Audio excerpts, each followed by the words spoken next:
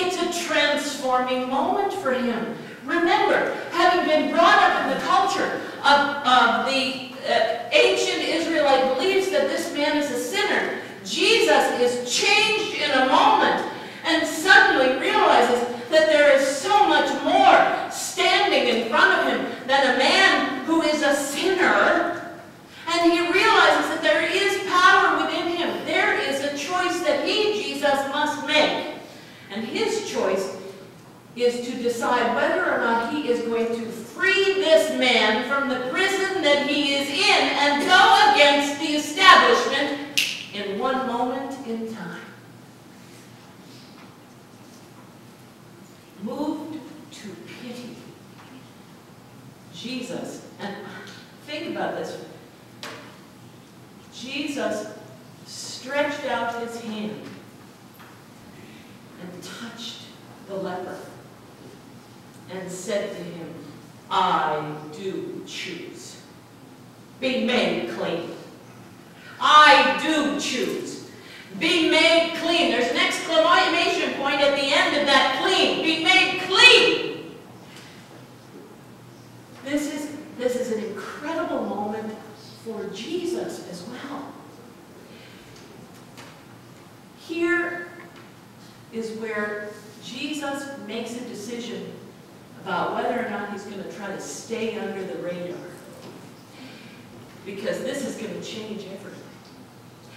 And he says to the leper, you need to not say anything about this. He warns him, and he sends him away at once, saying to him, see that you say nothing to anyone.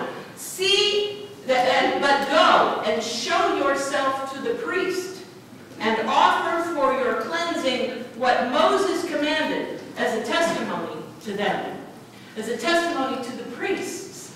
You must go and do what the established religion says. You need to go and give a sin offering, a cleansing offering, in the company of the priests. And then you will be once again accepted into society. You will not be ostracized anymore. You will not be marginalized anymore. It will be proof. And the priests will send you on your way with a happy, go for it, we're glad. And you have your life back. You're not imprisoned anymore. You're not isolated anymore. But that's not what this man does. That's not what this leper does.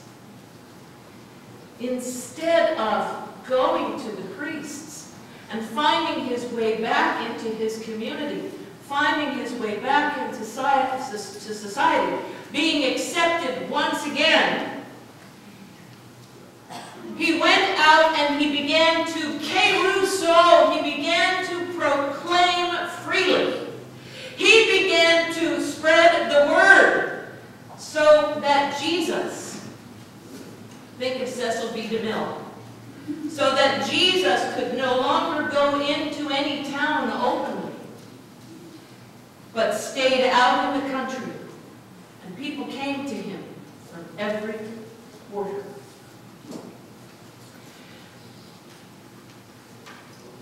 I tried to work with what this word means. So many of us think of Jesus as kind of like an ATM of miracles, and an AMM, an automatic miracle machine. And we think of him as being emotionless. And Mark is telling us a story here that doesn't paint that picture. This is a portrait of a man that is a passionate man who is full of emotion, whose gut has been turned upside down by a man who stands in front of him, whose life has been ravaged. This is the Jesus who shows us what it means to be merciful.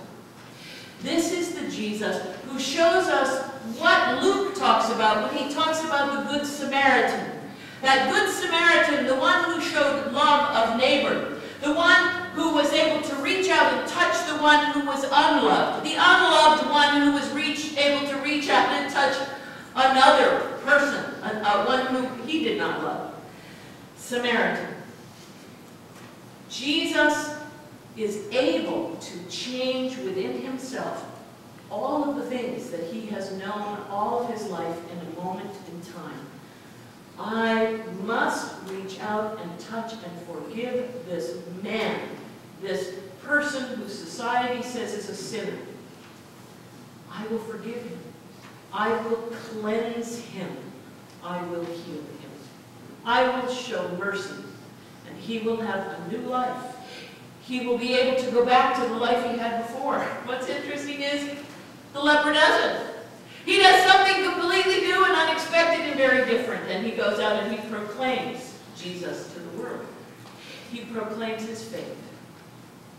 Now, we live in a world that doesn't even understand that, because we're the church, and we don't ostracize or marginalize anyone. We've never decided that someone couldn't be a part of us because we thought they were a sinner. We've never done that. Jesus learned something today, and I'm going to invite you today to take it upon yourselves to go home and think about how the church has succeeded in doing the same thing that the established religion in Jesus' day did. About how we have accomplished marginalizing and ostracizing people because we tagged them, we called them sinners, because we refused to understand their life. The other part of this, there are other commentators who have talked about Jesus' response as being an angry response, an indignant response. And that's how they translate the word for pity. But if this is an indignant response, if this is an angry response to the leper, it is only because it is enraged. He is enraged by the injustice. He is enraged by the fact that this man has been isolated from society. He is enraged that this is an establishment that demonizes the victim. How many of you in your life have met someone who was beaten up by their spouse, or a child that was abused and tortured and raped, and that person, that child, that adult, that woman thought that it was their fault? From the inside of yourself, doesn't that wrench your gut? How many of us in this life have seen someone who was experienced such trauma in their life, who've been hit by a car, hit and run, and we sit there and we are wrenched and we are going, what is going on here? What is this about?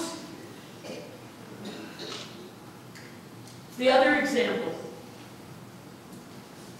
that the commentators say is Jesus' response to this leper has to do with injustice and his response to injustice. And if you want to embrace that as the definition of pity, then I invite you to do so. Go home again this week and think about how you have been unjust, how you have been one in your church, in your society, who have done injustice and have ostracized somebody from your company because you believed something about them that you really didn't understand.